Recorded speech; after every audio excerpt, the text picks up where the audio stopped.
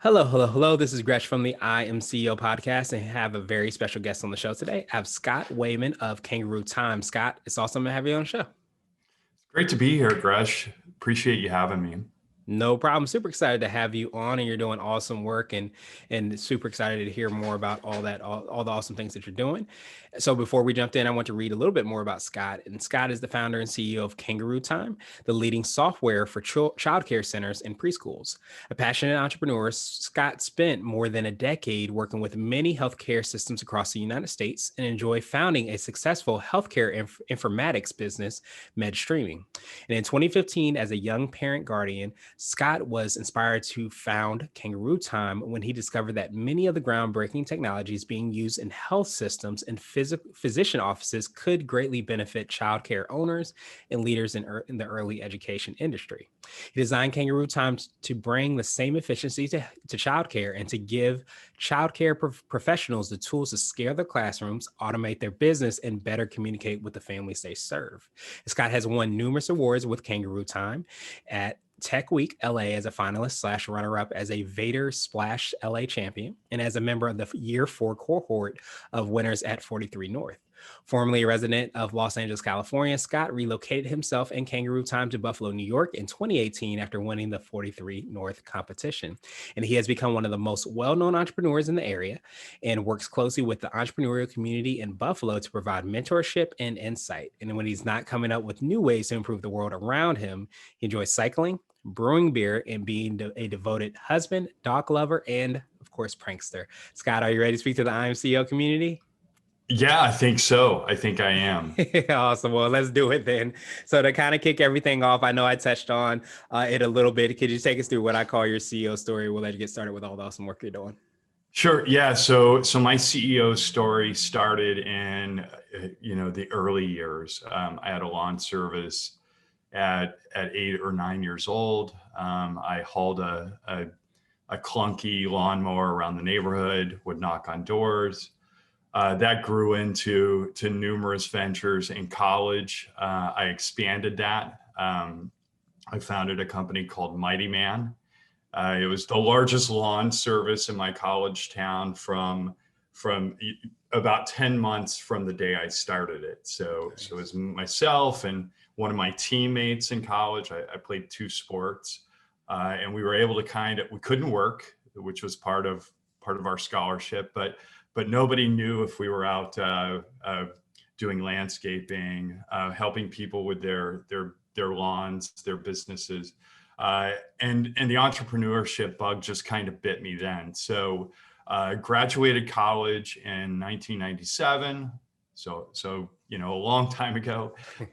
Moved to Southern California and started my career with Enterprise Rent-A-Car, and which is a great Fortune 500 quotes in the air corporate America experience. Spent my first 6 years there. Again, there's entrepreneurship just kind of built in to their management training experience. I became an area manager in record time. I loved my journey at Enterprise, and then moved on to healthcare and software sales for a few more years after that before Wael El-Saidi, the founder at Medstreaming, asked me if I could come over and help him create a new business unit, which I saw as a great opportunity, saw as a wonderful kind of dip the toe in the water opportunity to try out entrepreneurship. Now, started there, did not have a salary for the first year and a half, went to my wife and said, but when he asked me to do this, said, yeah, I'd like to quit my job, go down to zero income and see if we can't make this work. We were in a position to do that. Dual income family, super supportive, slash borderline crazy, supportive wife. And that started my journey in 2007. So learned a ton.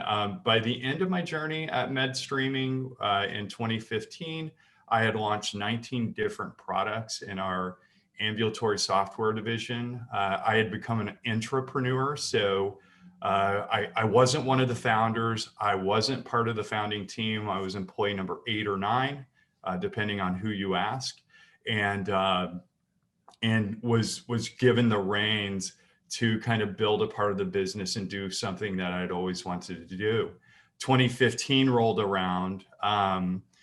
I exited Medstreaming, went to the team there and said, I'd like to do something else, had full support. And that's when Kangarootime was started. So founded Kangarootime in 2015, went on this really fun ride with building a company, hiring our first few employees, getting those first few customers, running out of capital, being desperate, so desperate that we had to enter into a pitch competition, which is called 43 North.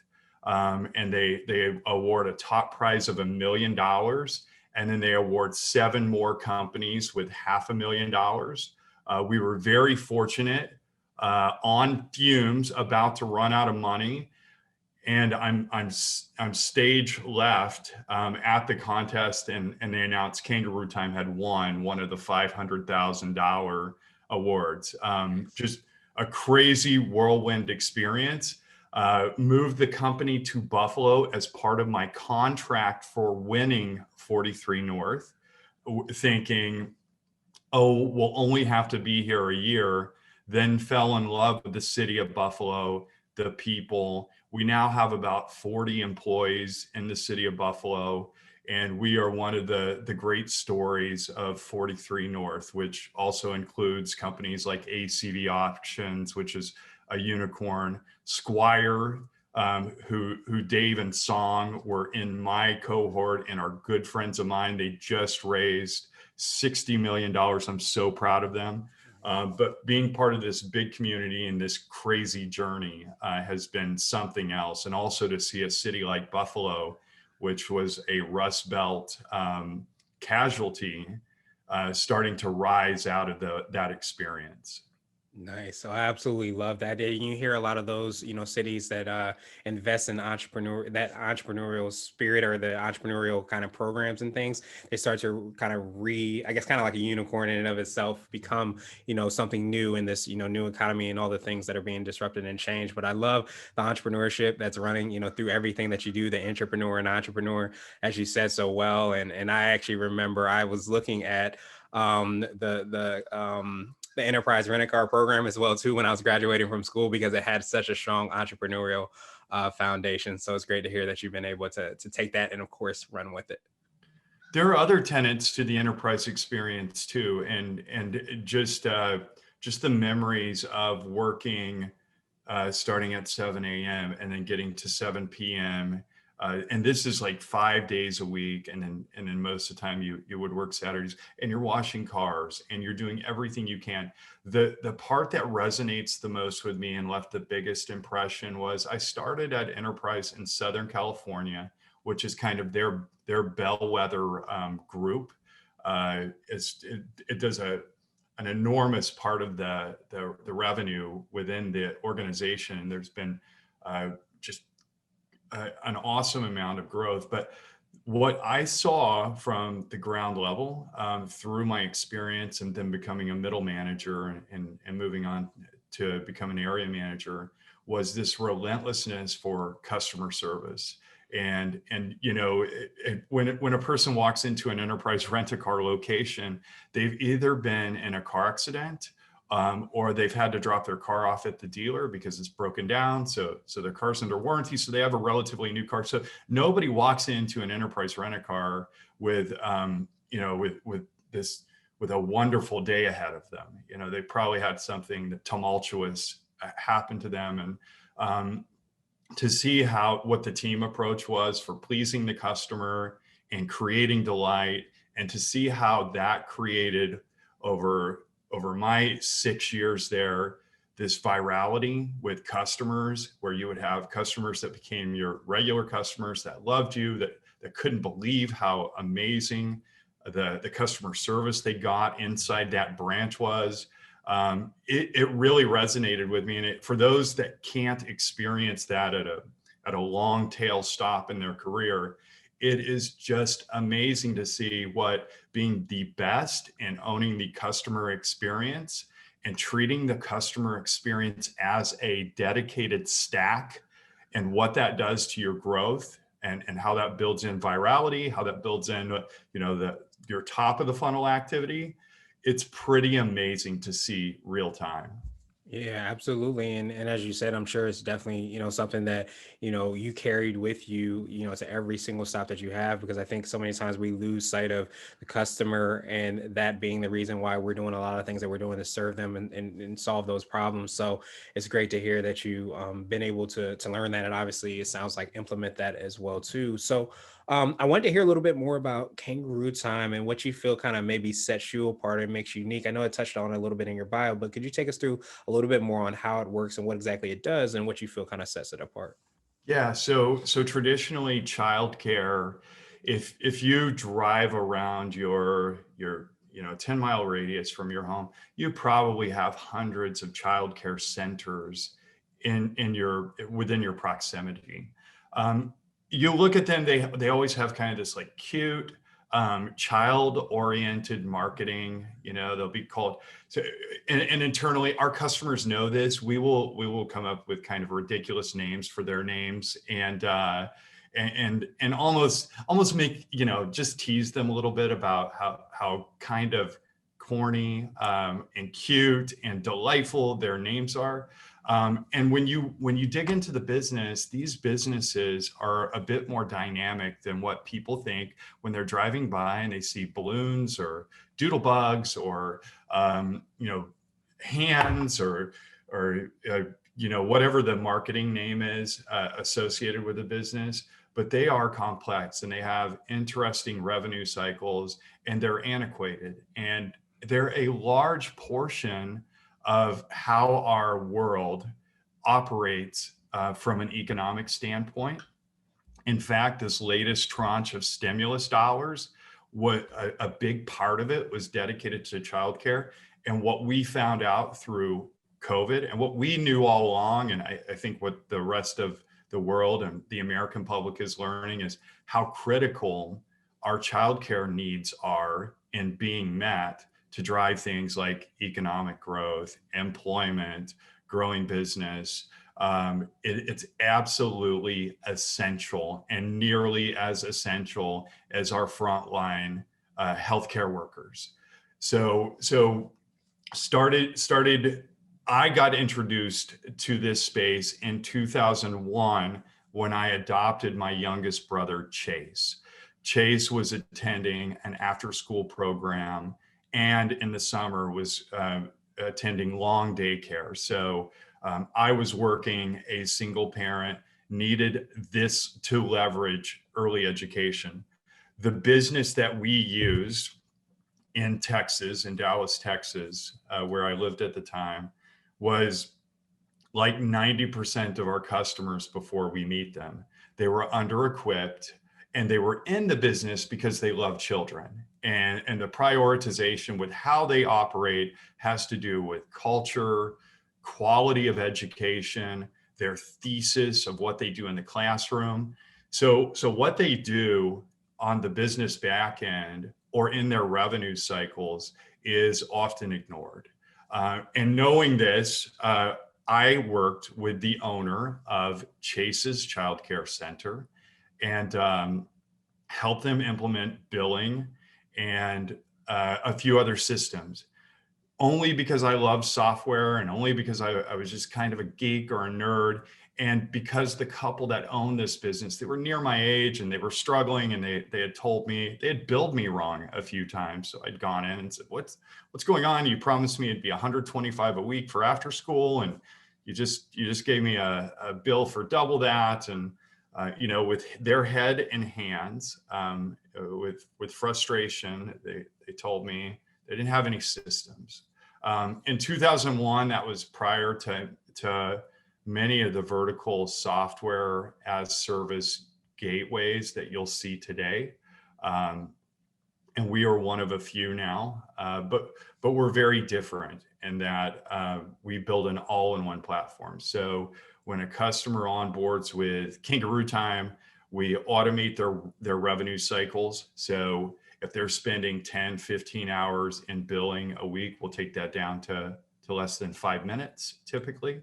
And then we built tools that allow them to communicate, that allow our centers to communicate with parents. And then that evolved into a classroom platform that teachers use on tablets. So as children are doing things in the classrooms, the teachers are documenting that and they're sharing that in the same app that parents clock in and clock out their children into school with, that they make their payments on, that they chat and communicate with with their teachers. So in that app, they're getting this real rich multimedia feed. So we went from recognizing that there was a back end business issue and a lot of time spent in the revenue cycle, and then landing and expanding our products over the last 5 years to building out an all-in-one. Nice. Absolutely appreciate that. And there was seeds of the e-myth was, coming to me, when you were explaining kind of the love that sometimes the founders or the managers or the people there have, for what they do, working with the kids and being able to serve them, but kind of zooming past sometimes the back office aspects, the off things that really allow you to really to be able to serve to a greater level. So I love that you've been able to build and create and, service, these very, very important people and businesses in our world to be able to be more present doing that and not have to worry about, oh, if something is being built correctly, oh, if we're able to communicate as well as we could. And it sounds like you've created that easy button in order to make that happen. For sure. And one of the things that we've been super obsessed with from a product perspective is really understanding where our customers have heartburn. And a big part of that shifts, right? So when COVID started, 78% of our schools completely closed their doors. And hundreds of our owners were expressing to us that they needed to communicate with their staff, because at the time, they were all kind of trying to mitigate cost and expense and negotiate between, do I shut down the business? Do we lay people off? How do we sustain? So being able to be very nimble and obsessed with building products for our customers, and not just kind of like shoehorning the widget that we kind of built, and it was easy to kind of like commit code so that this worked and it leveraged that, has been great for us, and our customers have really paid us back, right? So they've created all this word of mouth, and it's been a modality that's really kind of helped us fill up our product development funnels, but also kind of monetize in the easiest of ways. Yeah, that makes so much sense, especially when you have, like you talked about, at enterprise, the customer and that experience at the forefront. You're understanding that you don't get obsessed with the how as much as, being able to evolve into how exactly you're going to serve those clients that you work with. And so I wanted to switch gears a little bit, and I want to ask you for what I call a CEO hack. So this could be like an app, a book, or a habit that you have, but what's something that makes you more effective and efficient? Yeah, so I believe in creating a culture around relentlessness for creating an experience for your customer that's unbelievable.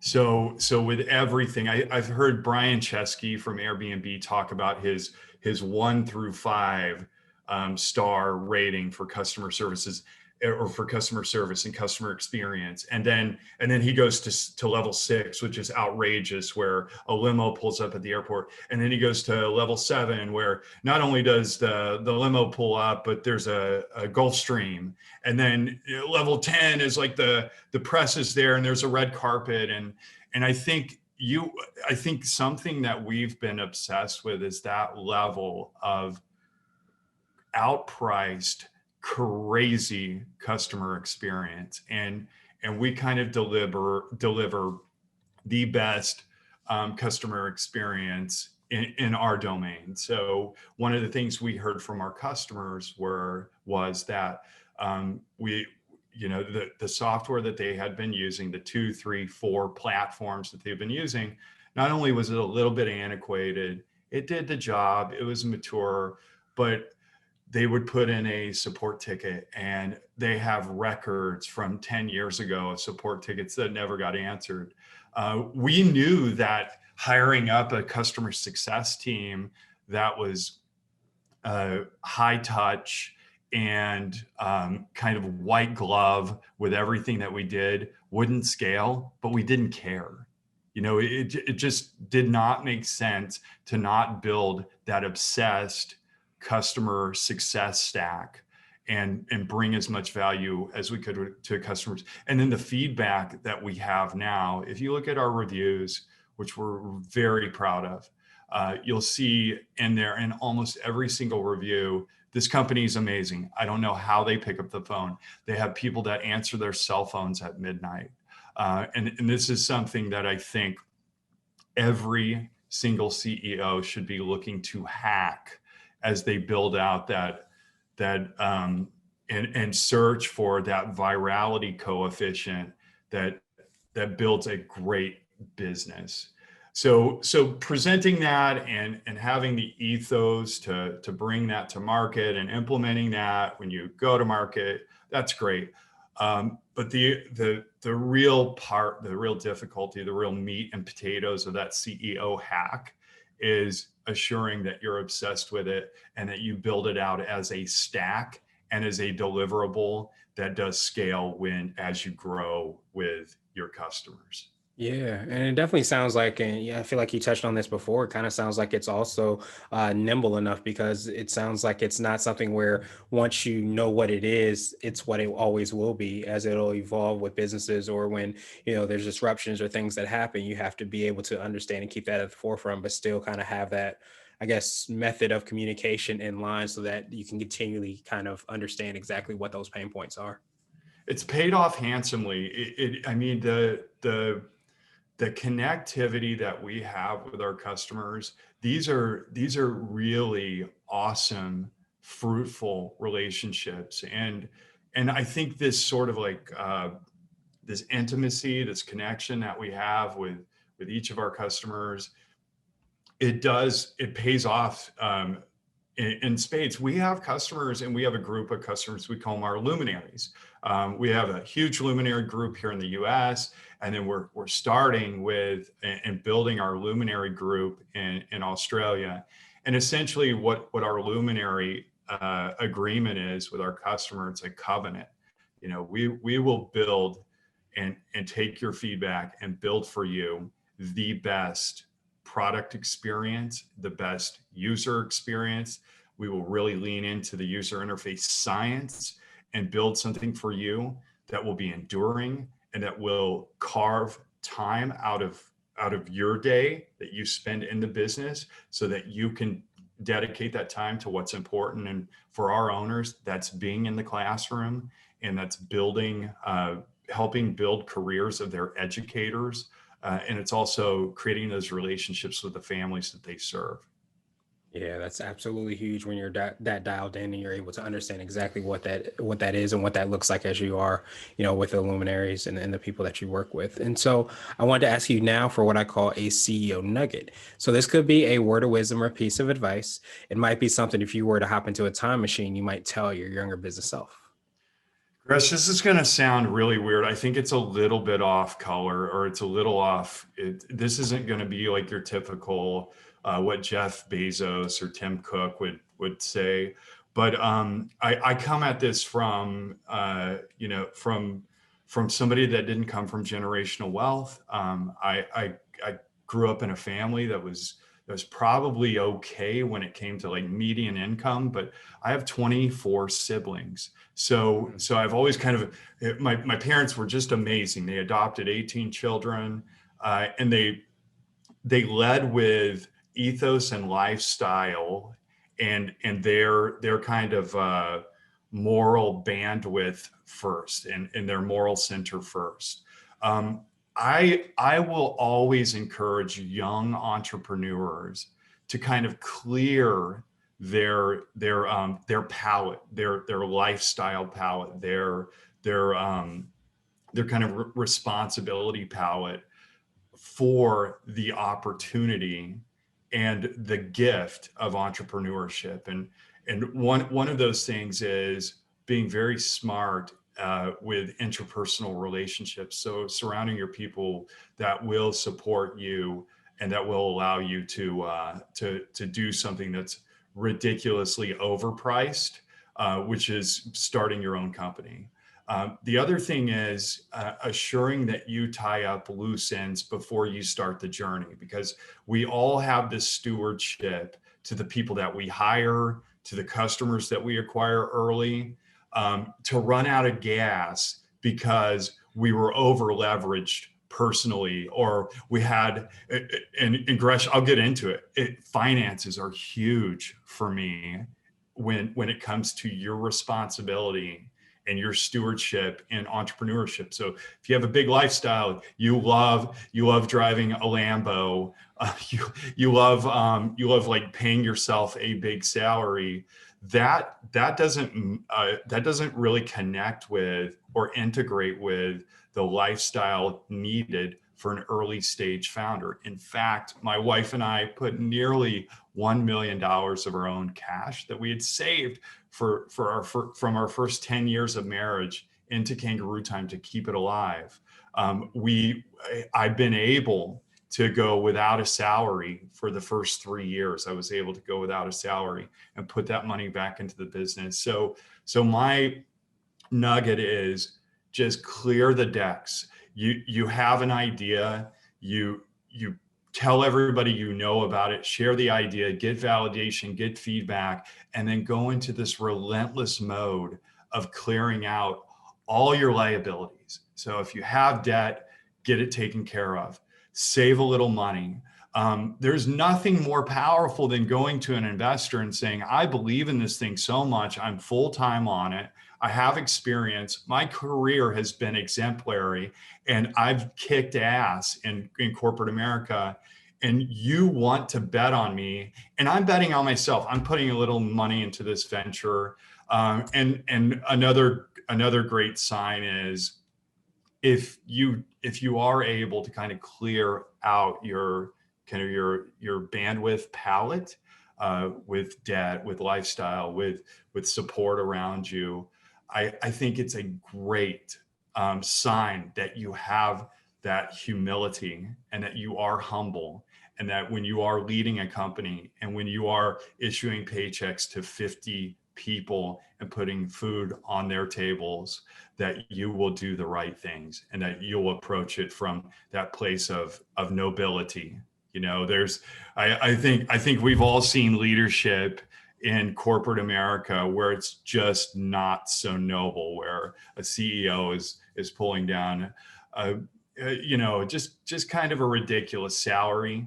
And believe me, Gresh, I think everybody that takes the risk in entrepreneurship should be rewarded, but I do think it should be coupled and paired with that humble approach.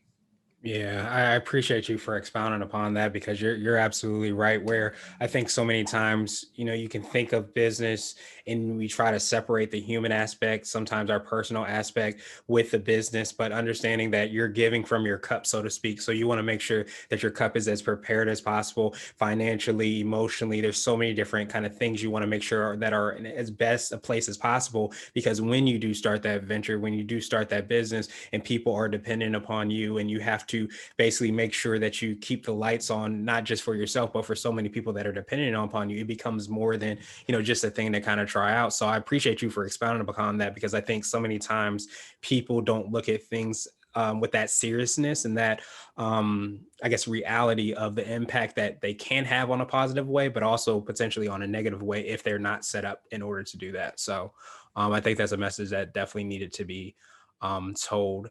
And I want to ask you now my absolute favorite question, which is the definition of what it means to be a CEO. And we're hoping to have different quote unquote CEOs on the show. So, Scott, what does being a CEO mean to you? Yeah, so I know that probably 9 out of 10 CEOs that you ask this question to say it starts with servitude, and it really does. But for me, being a CEO means that you are committed to learning for a lifetime, or for as long as you own the company. And I think that intellectual curiosity, it's kind of like it's definitely a gift. So just being ready to devote this time in your life as a CEO and a leader, to serving other people for sure, and then learning each and every day, hour, each and every call. Gresh, as you know, this doing media like you're doing, you get to learn so much from so many people, but it's just the most precious gift, the ability to just kind of expound what you are all about, under the kind of the structure of owning a great business. Yeah, absolutely. One of my favorite books I often references the Seven Habits of Highly Effective People, and one of them is sharpening the saw. And I think that I love that definition because it reminds us of that in different ways that we do that. If we have that, as you said, a relentless, approach to customer service, you have that relentlessness to learning and kind of understanding and having that curiosity and learning. It only helps you to get better. It only allows you to evolve it and get, as we kind of talked about in the nugget, it allows you to serve the clients that you work with, but also the team that you have. So definitely appreciate that definition. And I appreciate your time even more. What I wanted to do is pass you the mic, so to speak, just to see if there's anything additional you can let our readers and listeners know. And of course, how best they can get a hold of you and to find out about all the awesome things you and your team are working on. Yeah, awesome. Thank you. So first of all, the one last thing I wanted to mention, I did, when I founded Kangarootime, I started in a early stage accelerator called the Founder Institute. And the Founder Institute is a nationwide, actually worldwide, it's a global startup incubator, and it gives you a curriculum and helps you. And I then became a mentor for Founder Institute, and then became a managing director of our Buffalo chapter. But a couple of things. So Founder Institute tests each and every entrepreneur that they have entering the program. And what they've shown is this great battery of data when it comes to understanding what successful founders are. And there are two qualities that really stand out when you look at the most successful entrepreneurs / founders.